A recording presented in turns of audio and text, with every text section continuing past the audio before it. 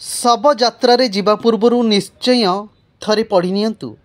भगवान श्रीकृष्ण अनुजाई शव यात्रा जीवा परे एई तीनोटी कार्य निश्चिंत करने उचित नहेले जीवन एवं मृत्यु केवल ये दुईटी जिनस ही दुनिया रे सत्य अटी।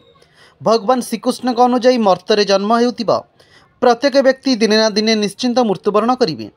जन्मरु मृत्यु पर्यंत जी भल कर्म करिथाय ताकु मुक्ति मिलिथाय, मात्र जो व्यक्ति खराब काम करिथाय तार जन्म बारंबार पृथ्वी रे होइथाय। प्रत्येक जीवात्मा जन्म हेले तार 16 संस्कार विषय रे शास्त्र रे कहा जायछि।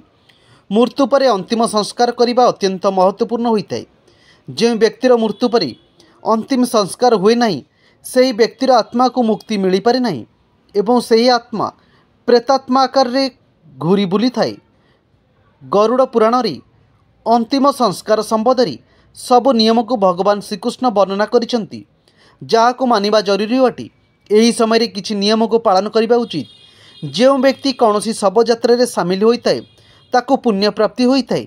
जो व्यक्ति मृत शव को कांध देइथाय से मध्य पुण्य प्राप्त करिथाय एवं शुभ फल मध्य प्राप्त होइथाय। शास्त्र रे भगवान श्रीकृष्ण मृत व्यक्तिर शव संस्कार को गले केउ नियम रही से विषय रे कहिसेंती।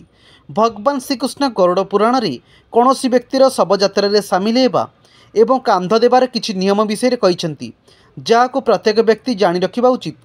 कौनसी शव यात्रा रे जीवा पूर्व यह जानि रखिबा उचित जे मृत शवर हाथ गोड़ बंधा होइछि कि नहीं, कारण हाथ गोड़ बंधा नहेले मृत व्यक्तिर आत्मा पिशाच संस्पर्श रे आसी जाए, जहाँकि अशुभ होइथाय। मृत व्यक्तिर शव को केबे एकुटिया छाड़िबा उचित नुहे।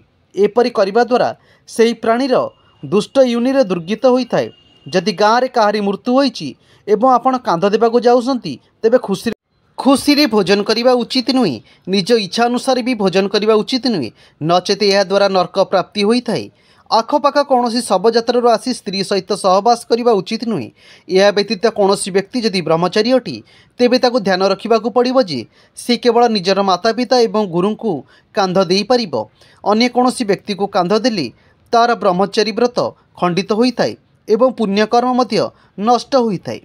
कौनसी मृत व्यक्तिर शव यात्रा रे जाउथिबा समय रे एथिप्रति ध्यान देबा उचित जे मृत व्यक्ति आपणक शत्रु होइतांतु किंबा मित्र ताकू अपशब्द कहवा उचित नुहे। सही समय रे निजर इंद्रिय उपर नियंत्रण रखिबा उचित।